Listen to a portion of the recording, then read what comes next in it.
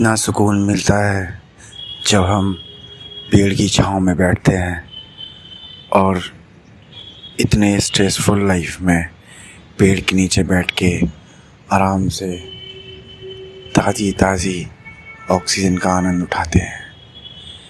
काश ये दुनिया ऐसे ना थमे, काश ये पेड़ पौधे और हो और हम लोगों को जीने का मौका मिले। दोस्तों, ये शांति मैं लेता हूँ रोज़, क्योंकि मुझे पता है आजकल की भागदौड़ की ज़िंदगी में ऐसी शांति कहीं नहीं मिल सकती। जो पेड़ पौधों की शांति है वो कहीं नहीं